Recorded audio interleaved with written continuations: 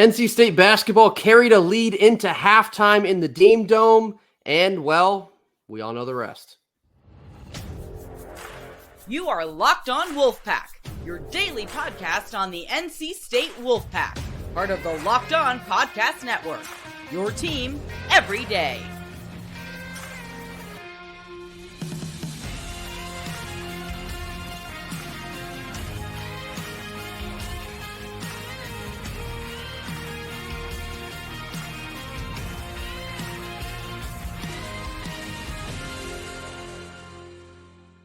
What's up, Wolfpack Nation? It's time to get locked in with Locked On.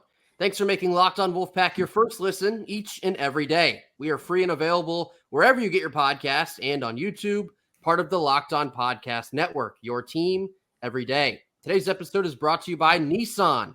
Are you the kind of driver that likes to push things just a little bit further? Do you ever wonder what adventure could be around the next corner?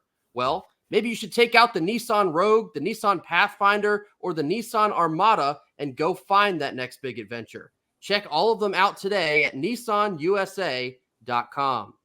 Happy Monday to all. As always, I'm Grayson Boone, joined by former Wolfpack defensive tackle Kenton Gibbs. Kenton, men's basketball went down the street, Dirty Foot Dome, we might want to call it here. It carried a lead 45-37 at halftime. And then what happened? Well, the Dirty Foot Dome is appropriate because they finished breaking their foot off and are behind so deep. I'm sure it didn't come out clean after that second half.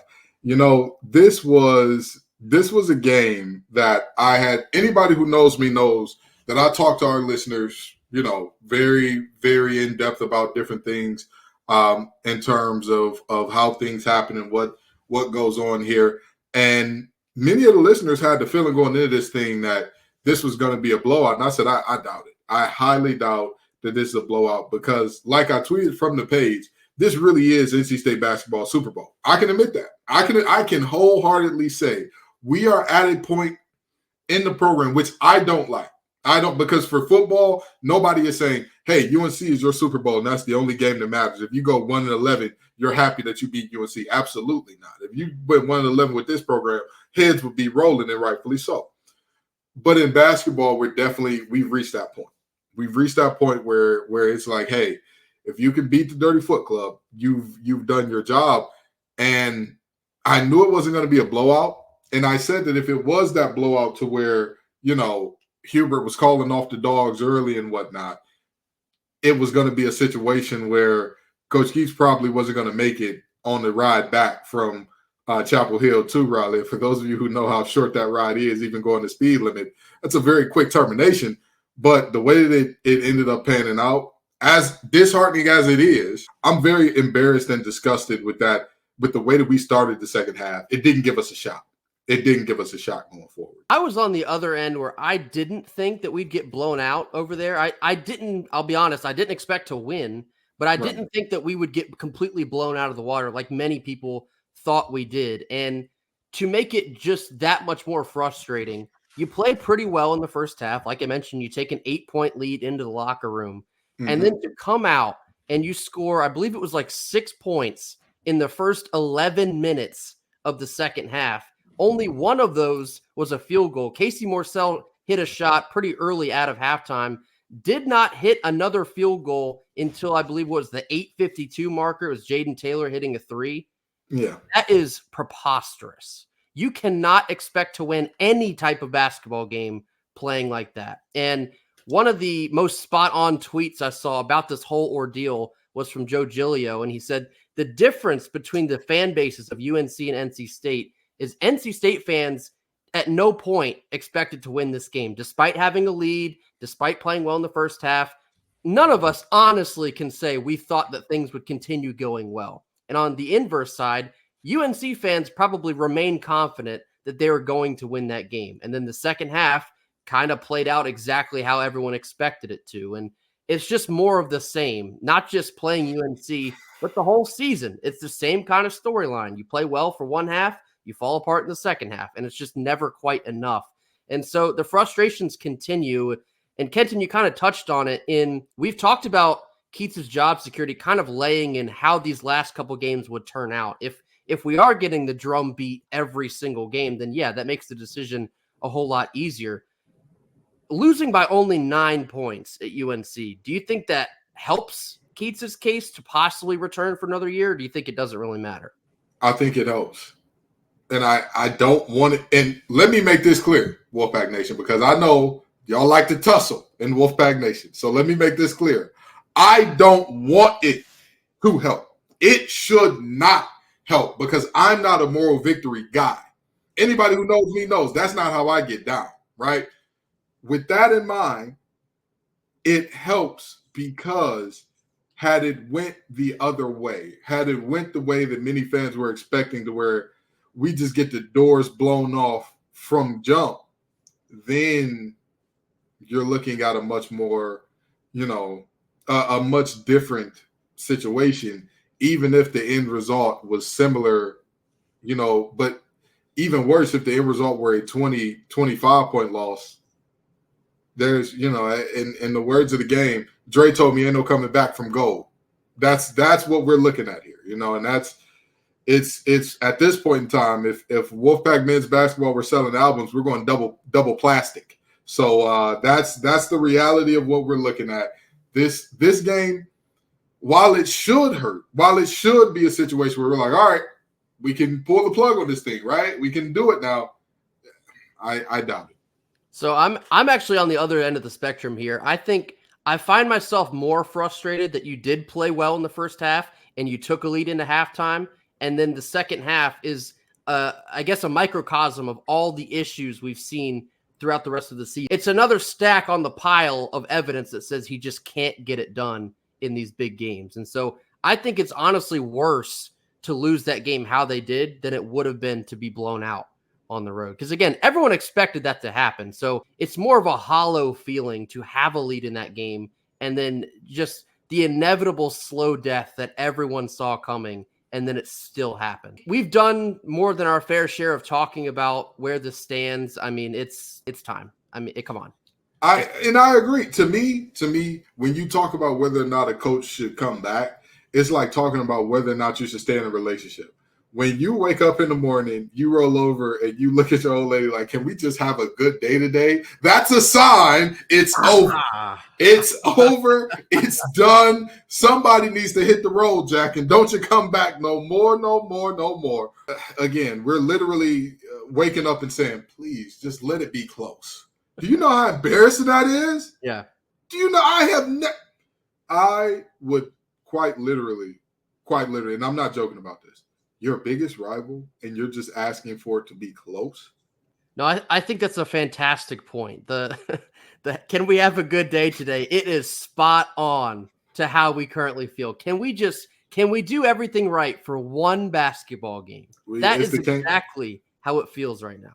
It's the can't get right-itis. It's just the same way that when you at the end of that relationship, you leaving the cap off the toothpaste blows up into a huge argument. It's the exact same thing. We're at that point where, oh, look, you put the toilet seat down, but not both of them. So it's a problem. You're at that point of this deal. Like, everything that happens here is going to be a problem because it's clear to Wolfpack Nation, Keats isn't the guy. We're wishing that we don't get obliterated on the road. That is embarrassing. It's embarrassing. And it is very much where we currently stand with this program. And so talking about a lot of the expectations about these last couple games, and a lot of folks think we'd go on the road and get blown out at UNC, but somehow we conjure up that PNC magic and beat Duke.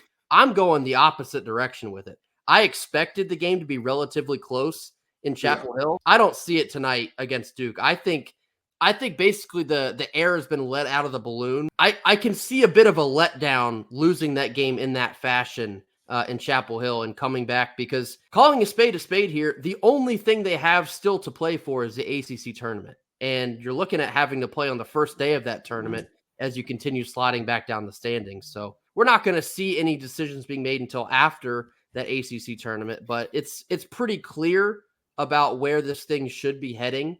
The evidence is more than enough. The feeling amongst the fan base is more than enough. Sometimes you got to rip the Band-Aid off, man. And it just really feels like that is where we currently are. I'll tell you what, after the courageous after the bravery, after all the things that we saw from Kyle Filipowski to come back from the court storming or the court massacre, comeback player of the year for the court massacre, really, of 2024, where he, sprained his ankle, tore his ankle off the bone, tore his ACL, MCL, PCL, LCL, and TLC all at one time to then play the next game.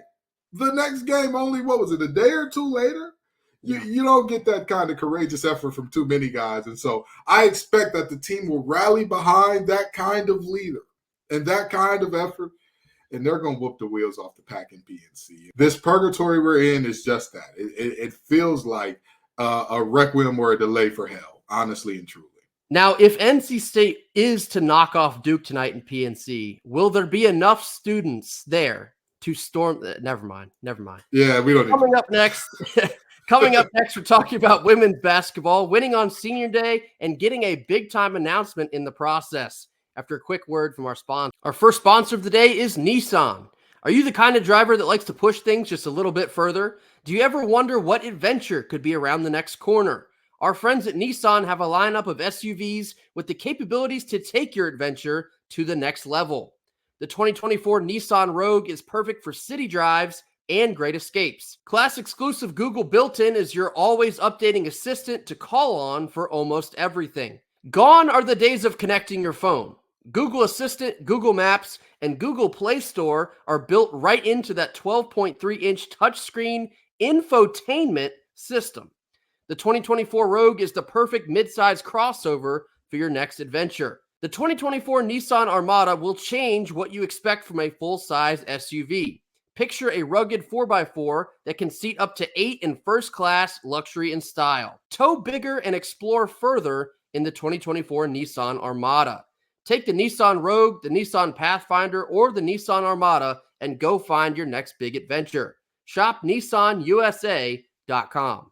Middle portion of our Monday show. Women's basketball got the win on senior day, which was Sunday. Won by a score of 75-57 over Wake Forest. The three seniors honored before the game were Madison Hayes, Mimi Collins, and River Baldwin. However, Madison Hayes announced that she will be returning to Westmore's squad next season. Kenton, how big of a deal is that for Westmore's women's basketball team? It's massive. It's massive. I would say Madison Hayes has taken that step, right? Absolutely. This is the difference between player development and lack thereof. We're not going to talk about other teams where we don't see that player development, but we are seeing her not only come back as the player she was last year, but she's added things to her bag. She's added that three-point shot at a higher clip. She's added the ability to put it on the floor. She's added all these things at a high level now, at a really high level. And, of course, she's still bringing the stuff she had before. Absolute menace on the glass to be her size. Somebody who is, has, as I like to call it, pit bull defense and determination. She is always on it. So for her to come back, it is great because I think if, you talk about Brennan Armstrong last year for NC State football, and you said he is NC State football. He is Wolfpack Nation. I challenge you. Find a young lady on the women's basketball team right now that personifies what Wolfpack Nation is about more than Madison Hayes. I agree. That's somebody who's worked herself into being the player that she is today. That's somebody that will dive on the floor for any loose ball. You could be up 15 points. If that ball is headed out of bounds and Madison is near it, she's crashing out over it. She's doing what she's got to do to make sure that every single advantage the Wolfpack can get, they'll get it. How many basketball players do you know play with a mouthpiece in 2024? I know one, and she's coming back to the Wolfpack next year, so I'm excited about it. No, this is a humongous deal, and you've already seen the impact of her senior leadership this year on this year's team. So to bring her back next year is an even bigger deal. I mean, you are losing Mimi Collins, and you're losing River Baldwin. They've been very important from a senior leadership front. Madison Hayes is going to have to continue to carry that torch into next year, and she's a phenomenal piece to ask that of. She has been kind of the X factor for this team this year. There's so many different pieces that can get it done on any given night, but Madison Hayes is consistently, like you talked about, she's playing that bulldog defense. She can give you something offensively, but more than anything else, she gives you energy. A lot of times that can't be coached. It can be cultivated, but it can't be coached. That is in large part of what makes her special to this basketball team and what will make her special next year again as well. So that is a big time get. Sometimes the best gets are the ones you already have. And so that is personified in Madison Hayes. And getting into the game, like I mentioned, it was an 18-point win over Wake Forest. The game got a little bit interesting in that third quarter before NC State had a dominant fourth quarter and put that game away. Officially solidifies them into the 2 seed in next week's ACC tournament. That's a big deal. They got that double bye. They're up near the top of the standings. It's time for Westmore to flip into March Westmore mode. And what that means is Greensboro is like a second home to him, or at least it has been over the course of the last 4 to 5 years. I like NC State's chances to go make a little noise in Greensboro Coliseum. Make a little noise. Making a blunderbuss with a Loudner on there. Not a silencer, the opposite. A Loudner on there, because you're going to see this team make a lot of noise in Greensboro. I mean, you talk about the three-peat and you say, well, has Westmore lost the touch? Does Kenny Brooks have his calling card now and all that good stuff? It's a lot like what happened with Nick Saban, right? Everybody said, oh, Saban's assistants got the best of him now. Kirby Smart, he's caught up. He's got the better of him now. What happened when those two last met up? Saban had to spank that baby and put him to sleep and steal that playoff bid, because that's what it is. And this is a time where Virginia Tech has already taken 2 wins against NC State. It's time for some get back. And granted, the road to the get back ain't going to be easy, because this is the ACC after all. You could run into the Dirty Foot Club women's edition. You could run into a Syracuse team where, again, Deasia Fair is going to want some get back herself. You could run into multiple teams that are very quality teams here. You could. No ifs, ands, or buts about it. You know what Walls and Louisville do. You know how they get down with all their defensive sets.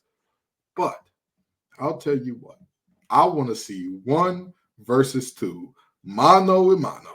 I want to see just a knockdown, drag out those 2 in the final, because we all know that's what the ACC is about. That's what it's about. Seeing this team get their last go-round, seeing River Baldwin get healthy, seeing Mimi Collins get healthy, seeing all of them get healthy, and try to get in this last run to make sure that we let everybody know exactly who's the ACC is. Like you said, it's time to lean forward, get in game on mode, get in locked in mode, because we got work to do, as the Osley brothers would say.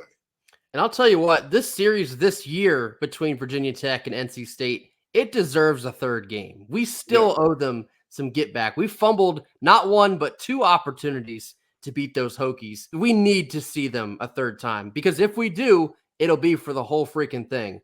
We need to see that happen. And I know they got plenty of work to do before you can start looking at that type of game, but they need to do everything they can to make sure they are seeing the Hokies in that championship. Coming up next, we're talking about baseball this week, going 5-0 in 5 days after a quick word from our sponsors. Our second sponsor of the day is FanDuel. We are now just 1 week away.